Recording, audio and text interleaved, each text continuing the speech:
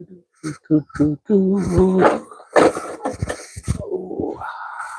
can work. Ugh.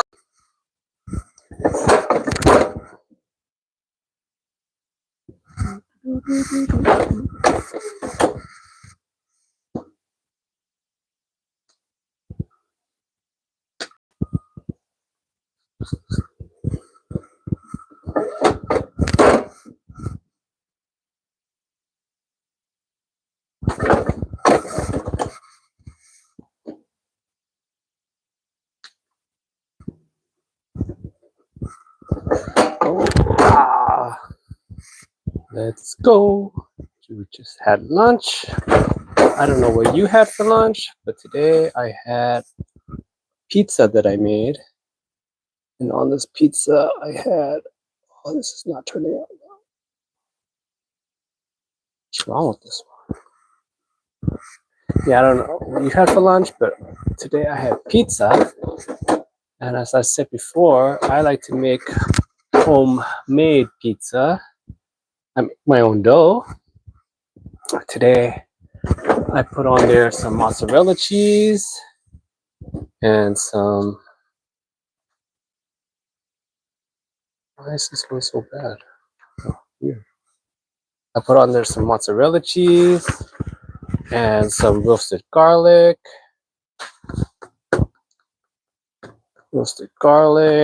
some basil, a little bit of feta cheese. I think the feta cheese makes the pizza taste so much better than just using one kind of cheese. So that's what I had for lunch today. And as I was saying before, if you haven't looked into it, definitely start making your own pizza, because pizza is literally just flour, yeast, water, a little bit of salt, right? The pizza dough. And it literally takes like 2 minutes to make. I feel like there's absolutely no reason for you to be not making your own pizza dough. And some people are like, oh, you don't have a pizza oven. You don't need a pizza oven. Just use your regular oven. Then there, 425, 20 minutes or 15 minutes or so, and you got yourself a pizza. No hassle, nothing. And sorry, this thing is moving everywhere. I gotta move this so you guys aren't hearing all kinds of like random feedback, like bumps and whatnot. And so yeah, if you make your own pizza at home, you can put whatever you want on there. Oh, and definitely do not buy those pre-made pizza doughs. Those pre-made pizza doughs, they're like hard. It's like hard as rocks. You have the time, try it out. Like 2 cups of flour. I'm at the point where I don't even measure it. I just kind of like eyeball it. So, but it's about 2 cups of flour. Right, you put it in a bowl, sprinkle just a little bit of salt in there, and then you get some yeast at the grocery store. It's like $2 for a whole pack or so. And then you just get like a cup of warm water, put a little bit of honey in there or sugar, whichever one you want to do, like a spoon. Right? Ugh, this is not turning out well. Like a spoon. And then warm water, stir it around, make sure the sugar or honey gonna melt. Then you put in a tablespoon or so of yeast, or a teaspoon, whichever one. How much? It depends on how much dough you're using. And then mix it up. Let it sit there for like 2 minutes or so. And going on.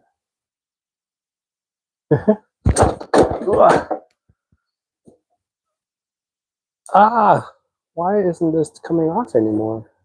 My settings are off. Maybe the transfer's so old. And yeah, so make your own pizza. I'm telling you, especially with like how food prices are now, you got to start. This is what I tell everyone. You got to start like making your own stuff, because like some of these food prices are insane now. Like $15 for like a small pizza, or whatever for a burrito now.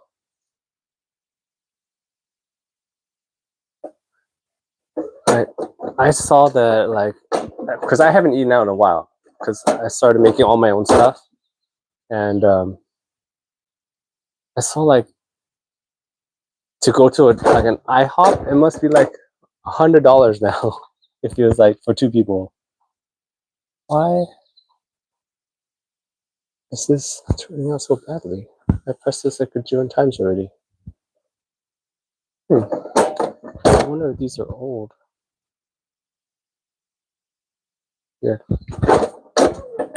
Yeah, so make your own stuff. Any dish that I feel like you really like, you need to learn to cook it yourself.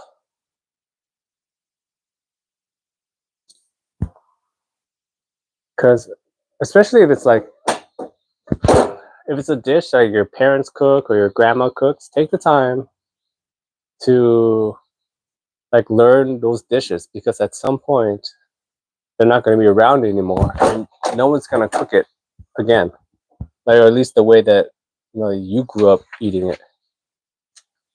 So yeah, take the time to learn dishes that you really enjoy. You know? Hi. Like, especially your grandma's cooking. Grandma's cooking before she goes away. Take the time to learn her dishes, the ones that you like. It's like I said, like at some point, maybe I gotta make this harder. At some point, she's gonna go away, and no one's gonna make, I don't know, the spaghetti the way that she does. And especially if you don't learn how to make spaghetti yourself, you're never gonna get it that way anymore. You know? Please say Jeanette. Jeanette. Hi, Jeanette. I am from South Africa. Ooh. South Africa. When I'm thinking about South Africa, all I think about these days is America's most famous South African, Mr. Elon Musk. Now you got me thinking about, like, what is it like to be a billionaire? And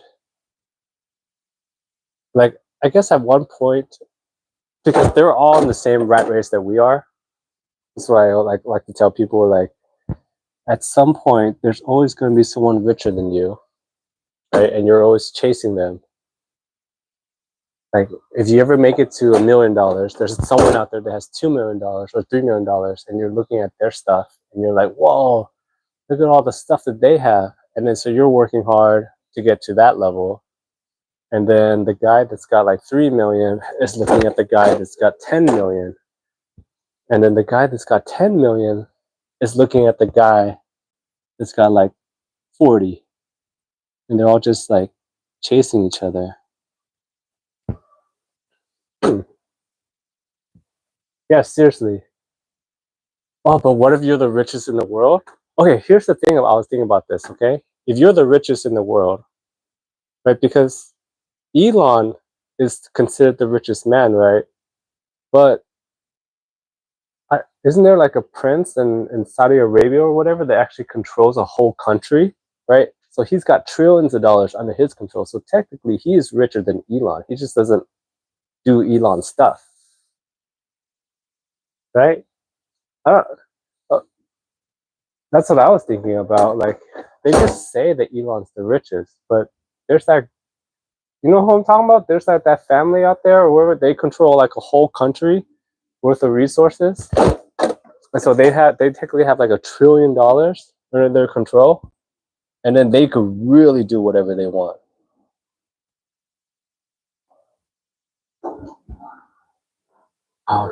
Yeah, I think the only reason why everyone goes to the Middle East though is for the taxes. I heard that they don't have like income tax or whatever over there, and so like let's say you make like $1 billion, and then you go over there and you just kind of like live off what you got.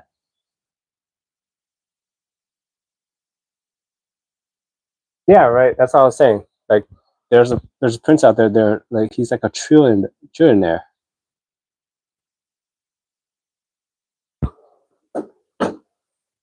Right. Imagine you had like a Hulk. Oh, you know what? That's what Elon's doing. That's his plan. He's gonna get on the spaceship, right? He's gonna go to Mars, and he's gonna take it over. Because I saw this thing where like he wants to be the ruler of Mars, right? And if he becomes the ruler of Mars, technically now he is the richest in the world because now he's got a whole planet under his control. And then he will be the richest of all time. Because you got a whole planet.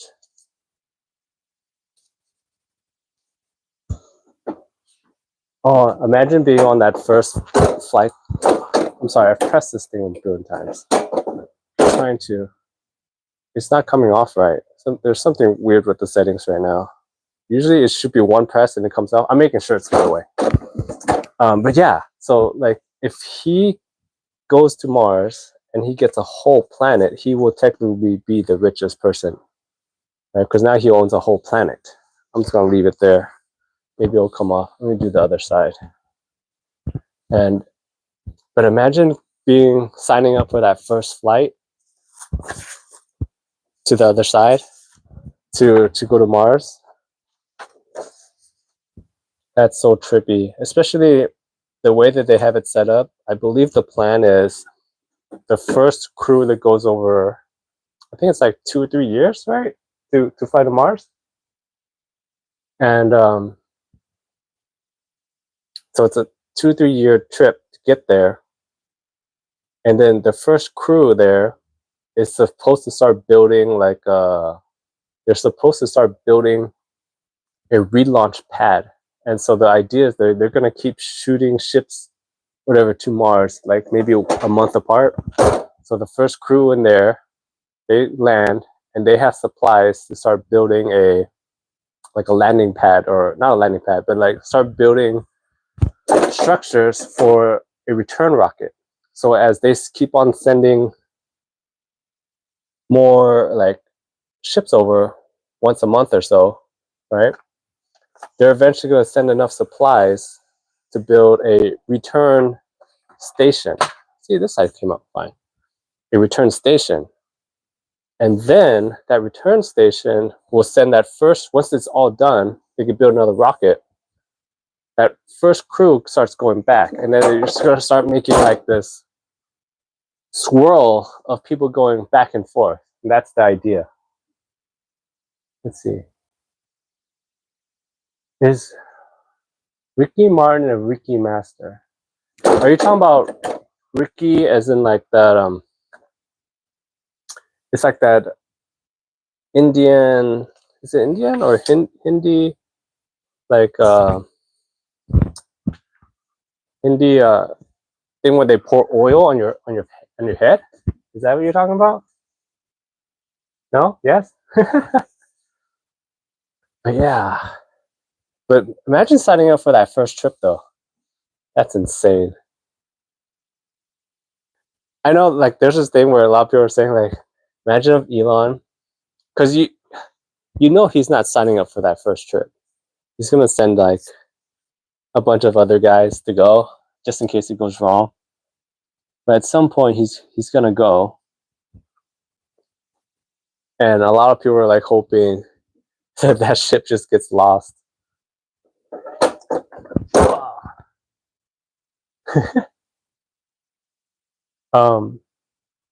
I was watching this thing yesterday with this it's Theo Vaughn and I think Alexander Wang. He's like supposedly the youngest billionaire like really smart kid that in the AI world, and I was just thinking that why.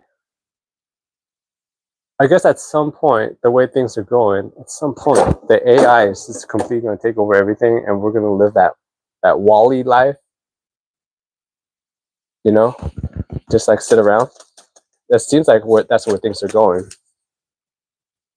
And they were talking about jobs that don't get affected as much, like plumbers or whatever. But at some point, those jobs are going to get replaced as well. But I guess because how many electricians can you possibly have? Imagine like later on, we're all just electricians for like big like AI companies, and it's like one job, and like there's 80 people trying to do that one job. Right? And it's also really interesting to see what jobs are getting replaced. Like doctors are getting replaced, lawyers are getting replaced. It's like definitely not what you expected to get replaced. I was talking to my friend the other day. He is a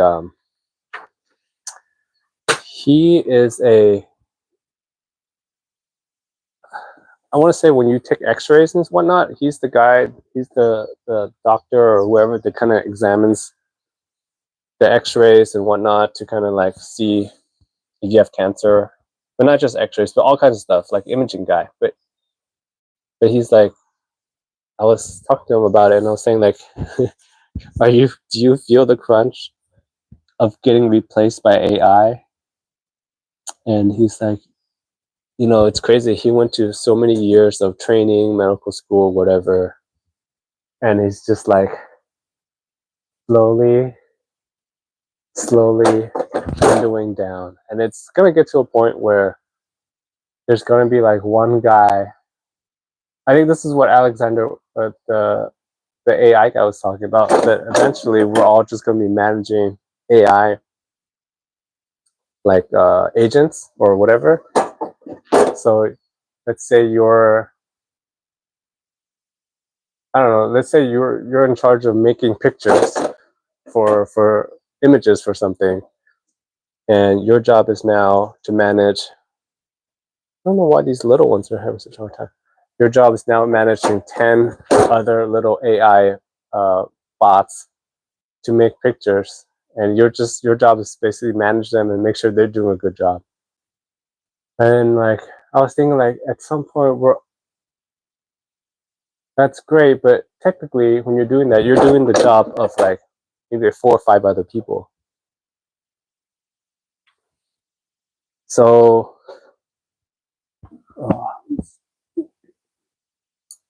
so it's actually a lot more work. You know what I mean? Like, because you're technically doing the job of 4 or 5 people, that just because the AI makes it more efficient, you're actually doing more work because now you're doing so many other jobs. Kind of like what's going on in a way, kind of what happened with that flight that went down, where they would do, since so many flight people are getting laid off, they ended up doing like the work of like 2 other people, and there's not enough people to kind of manage the flights. And I feel that way with I don't know if you guys got fast food lately, but it feels that way when you go to like McDonald's. So they're getting paid a lot more now, minimum wage wise, but to make up for that, the companies are expecting them to do more. So the last time I went to like a fast food place, before it was like you had the person that took your order, you had another person that did the receipts, and another person that like gives you the food, makes the food. Now the person that takes your order, gives you the receipt, is like doing both at the same time, and then they're doing something else, and so like they're just ending up like, yeah, you're getting paid more, but you're actually doing the work of like two people now for that extra pay. And so in a way, the company actually makes more off increasing, makes more now, because the amount that your pay went up is not the same as it would have been to pay two people.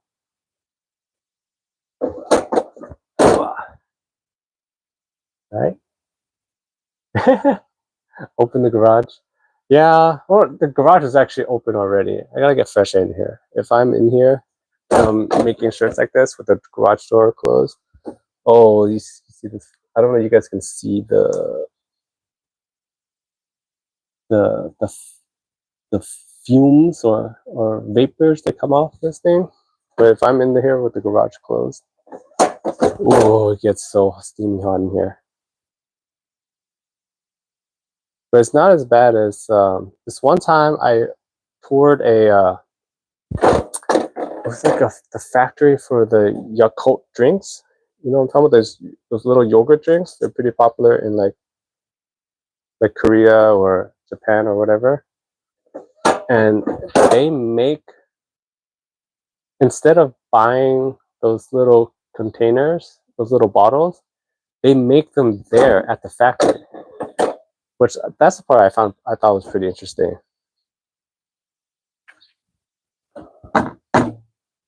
So what they do is they make the yogurt drink there, right? And they have these big vats that make them, and in like the first two sections of the factory, they have these two big vats that make all the yogurt drinks. So Yakult regular, Yakult light, whatever. Okay, and then the next is they have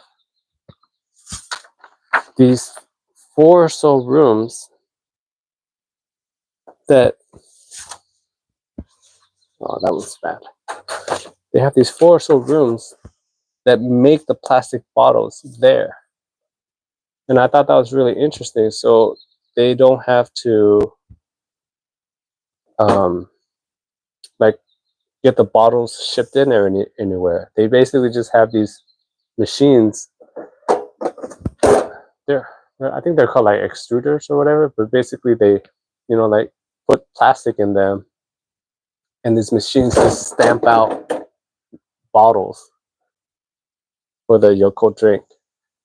And so it actually takes less space, because that way they don't have to send in pre-made bottles taking up all the space.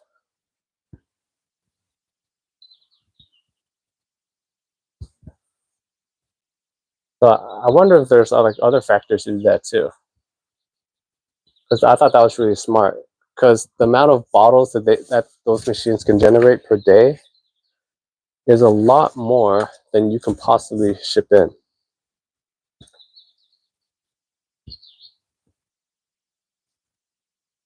Right? I thought that was pretty smart. The other thing that caught my eye though about that factory is they had so many workers doing quality control. So that, sometimes the caps or whatever don't get sealed correctly or whatever, and the machines know this, and they get pushed out. And then it's someone's job to go around and collect those bad yogurts drinks, and kind of move them to the side or whatever, and it gets packaged. But I was thinking at some point AI is going to get good enough that you could probably have the assembly line kick those bad drinks out. You'll probably could scan them, kick them out, and then they could just rebuild the process so that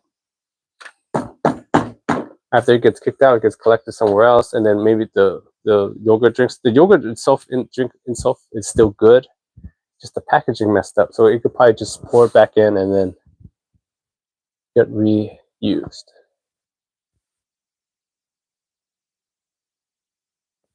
Reminds me of this other thing that I saw though. It was the new AI powered forklifts.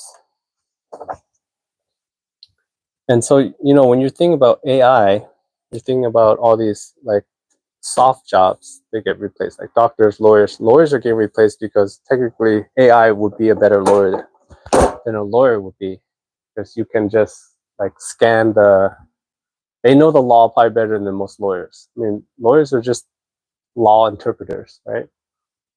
And if you just program the lawyer with all the AI with all the laws, they could just tell you what you can and cannot do.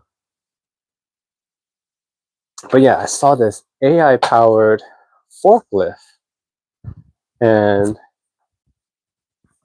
it's got me thinking about how warehouse jobs are not even safe anymore, because the forklift is now completely unmanned. So imagine you went through all the years to get your forklift license, and boom, you're now obsolete.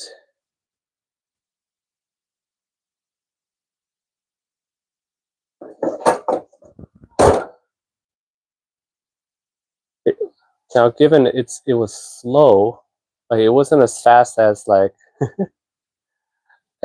some guy doing it, but it's probably more efficient than the guy doing it, because instead of having a forklift driver, you know, he's got his 8-hour shift and he's gonna go home, blah blah blah. This AI powered forklift can run, if you really wanted to, 24 hours. So very similar to how Amazon works, where they have all their like drones and whatnot.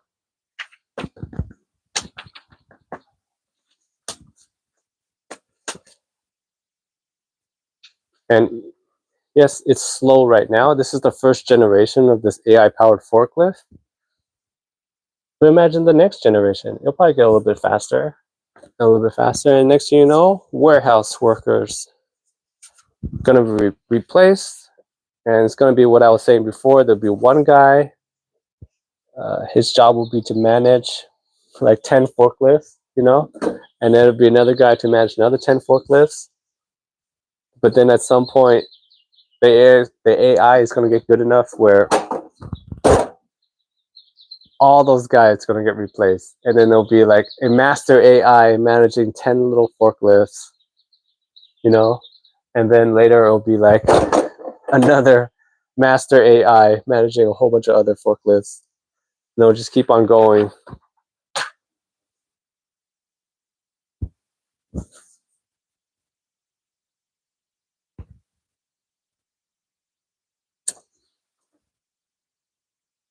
Aw, you guys are so quiet today. No questions? All right, I'm just going to keep on rambling. If you're having lunch, I would love to know what you're having for lunch. If you're not, I'm going to keep on going. I got this order of shirts that I got to get done. So I'm just pressing them.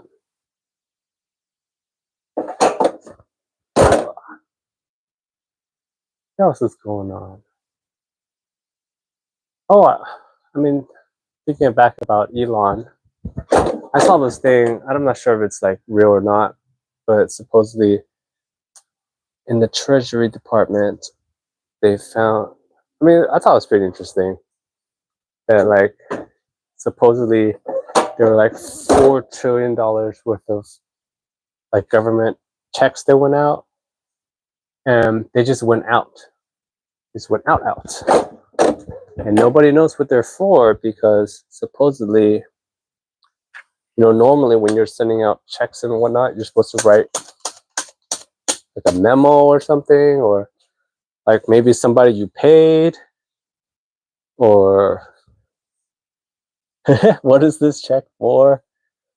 And a lot of those checks that the government sent out were blank.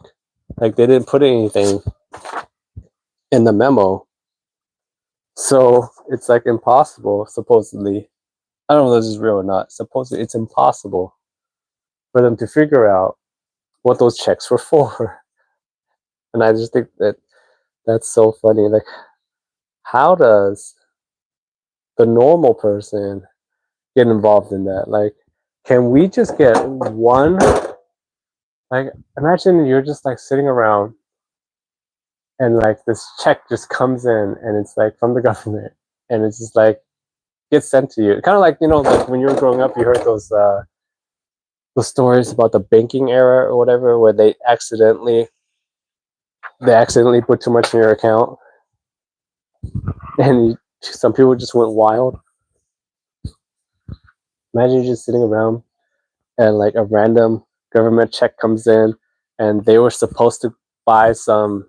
It was supposed to be for some kind of CIA operation where they were gonna buy, I don't know, some grenades for some guy in the jungle, but it gets sent to you instead, and it's like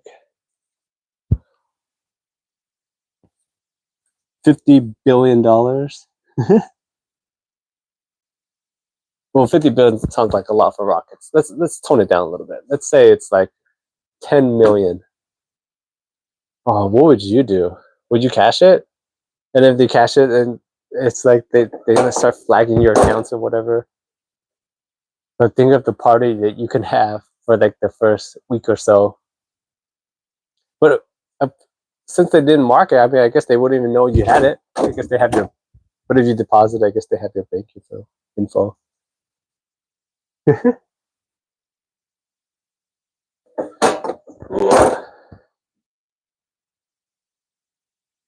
I wonder if, like, with all the planes going down, I gotta look this up later. Like, are people less trustworthy of the airlines now with all these planes going down? Like, I wonder, has traffic went down, like flying traffic? That would be.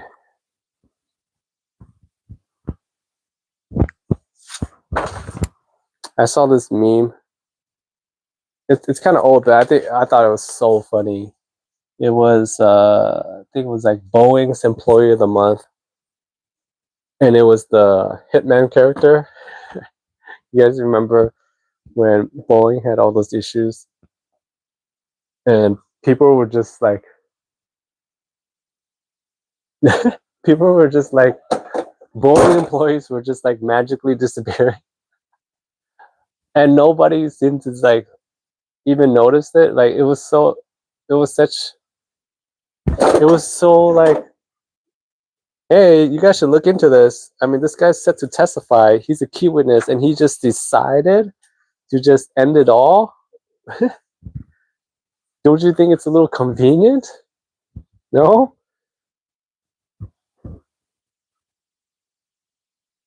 Everything is planned and organized. Yes, well, if you're saying that to the Boeing thing, like that's really hilarious. All right, I gotta end it out for now. I got a phone call coming in. So thanks for hanging out with me.